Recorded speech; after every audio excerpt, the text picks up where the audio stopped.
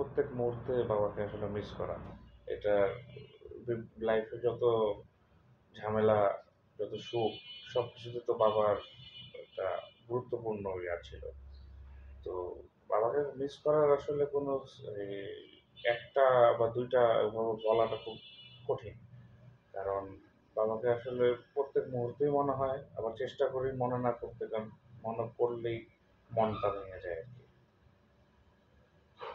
থাকে না, বাবা থাকার সময় জীবনটা কেমন ছিল আর এখন আসলে কেমন ভোগ করছেন? কাজের জায়গা, যেখানে হয়তো বাবাই সবকিছু সামলাতো, এখন আপনি পরিবারে বাবা তো একটা বট গাছের মতো আসলে। বাবা যখন ছিল তখন তো মনে করেন কোনো চিন্তা ছিল না আসলে। চিন্তা ছাড়া জীবন কাটাইছি। কোনো কিছুরই চিন্তা করতে হতো না। তো এখন সবকিছু নিয়ে চিন্তা করতে হয়। এখন ডানে গেলেও চিন্তা করতে হয়, বামে গেলেও চিন্তা করতে হয়। তো মানে বাবার যে ভূমিকাটা জীবনে, সেটা আসলে বাবা না থাকলে মানুষ ফিল করে বেশি। কোন স্মৃতিটা আসলে এখন আপনাকে সবচেয়ে বেশি নাড়া দেয় বা বেশি মনে পড়ে বাবার কোন পার্টটা বা কোন সময়টা বেশি ছোটবেলা থেকে একদম এখন পর্যন্ত?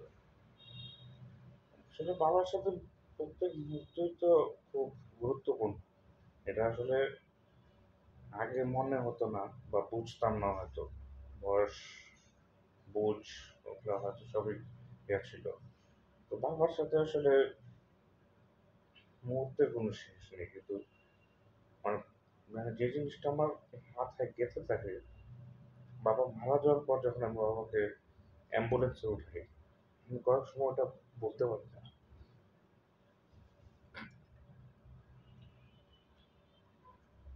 কারণ বিদেশে এভাবে আমি এর আগেও বিদেশে একবার আমার খালা মারা গিয়েছিল। তখন আমি অনেক ছোট ছিলাম। কিন্তু আসলে বিদেশের মাটিতে কেউ মারা যাওয়াটা আসলে অনেক মানে একটু অন্যরকম। আপনার হয়তো অনেক কিছুই দেশে থাকলে বোঝা যায় না, বিদেশে যেটা বোঝা যায়। ওটা আমি হসপিটাল থেকে বাবাকে যখন অ্যাম্বুলেন্সে উঠায় দিই, গোসল-টোসল করানোর জন্য আসলে এই মুহূর্তটা আমি কখনো ভুলতে পারব না। আমি লাস্ট বার বাবাকে দেখি সিঙ্গাপুরে। তারপর মানে বাবা নাই, তারপরেও আসলে একটা গর্বের জায়গা থেকে এখনো শ্রদ্ধার সাথে আপনার বাবার নামটা উচ্চারিত হলেই কোথাও ওটা ফিল্মে হোক বা অন্য কোথাও সবাই খুবই রেসপেক্ট করেন আপনাদের ফ্যামিলির কেউ। তো এইটা আসলে কতটা প্রাউড যে আপনি নায়ক পার্কের ছেলে হিসেবে সব জায়গায় মর্যাদা পান? না এটা সারা মানে আমার নাম বাবা সুন্দর নাম দিয়েছে। কিন্তু আমি সারা জীবন আসলে নায়ক তারকের ছেলে হিসেবেই থাকবো। এটার কোনো এটার লুকানোর কিছু নেই। এটাকে দূরে রাখারও কিছু নেই। কারণ মানে নায়ক ফারুক নিজেই একজন একটা ইনস্টিটিউশন।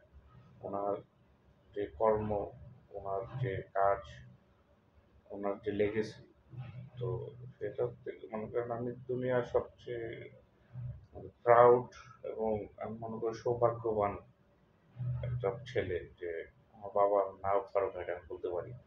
কারণ এটা ১০০ বছর পরেও নায়ক ফারুক